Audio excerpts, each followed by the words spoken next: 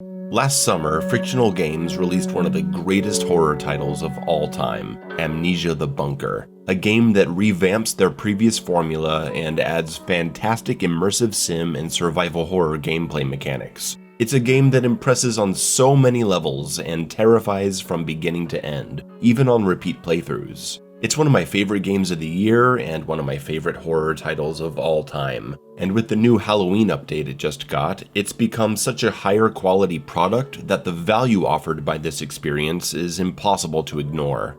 For those of you who don't know, Amnesia the Bunker has you trapped underground in a French military outpost during World War I, as a monster in the walls is stalking you. Everyone else is dead, and you gotta find your way out, exploring the different facilities, finding your way into key areas, and rationing your resources. Combat is minimal, as bullets are also used to explode barrels or break locks to enter important rooms. And gas has to be found and put in the central generator to keep the lights on, or else you'll be wandering around in the dark. And when it's dark, the monster likes to come out, and that's bad news. It's about a 5 to 6 hour first time playthrough that was already fun to repeat either for speedrunning mastery or no save deathless runs because of the RNG built into the experience. Resource locations are mixed up every time you play, as are the locations of locker codes that give you crucial items like the lighter, the gas mask, and the shotgun. It's scary, it's tense, it's original. I highly recommend it.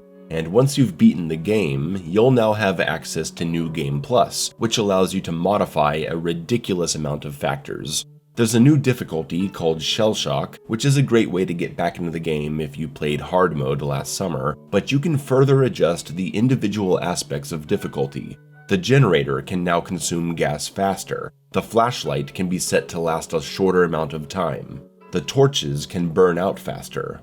You can reduce the amount of ammo and health items you come across. You can increase the frequency of randomized traps. You can make saving cost fuel instead of it being free, which massively affects the early game.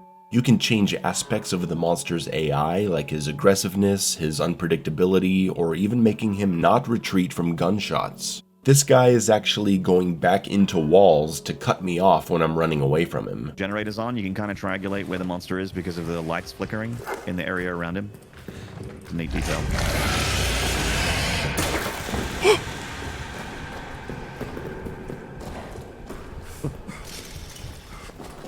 Shift W. Oh no! He came out in front of me! Ah! Oh no!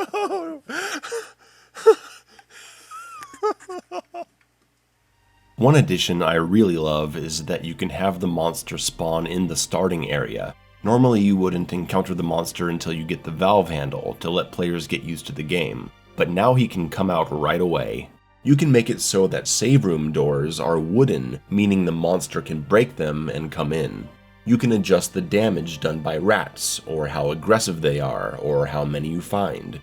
You can adjust the reaction time and lethality of the shotgunner in the tombs. You can reduce the size of your starting inventory if you really want to suffer. Remove the ability to pause when opening the inventory. Fuck off! Fuck off! Fuck off! Oh my god!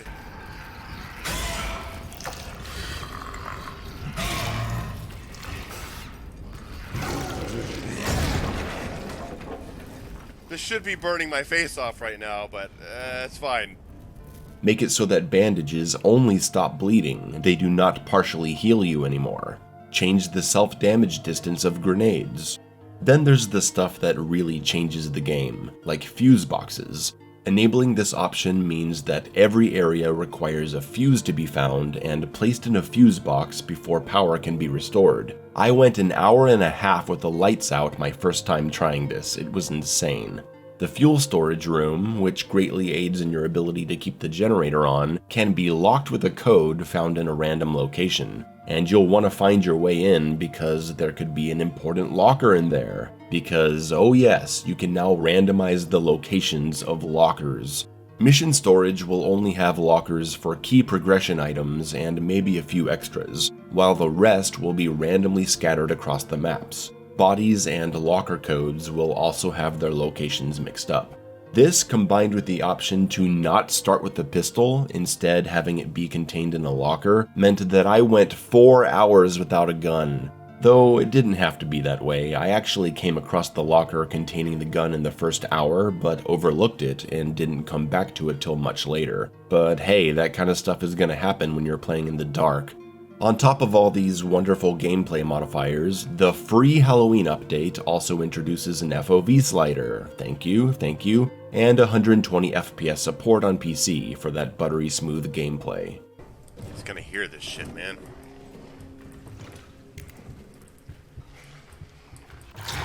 Yep, there he is. Fuck off.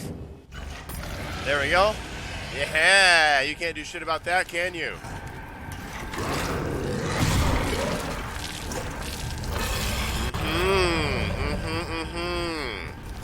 Amnesia the Bunker, man, what more can I say? The ability to tune the experience for replays is something I wish a lot more games did, because it gives so much replayability. Last summer, I did a deathless run on hard mode in under an hour, and now on Shell Shock it took me over 4 hours to get through. If you haven't played The Bunker, now is the time. It's in the perfect state, it's not too expensive, it's a great value. Stay tuned to this channel for my upcoming interview with the creative director of The Bunker. I have so much I want to talk to him about. That'll be happening in the next couple weeks. Thanks for watching.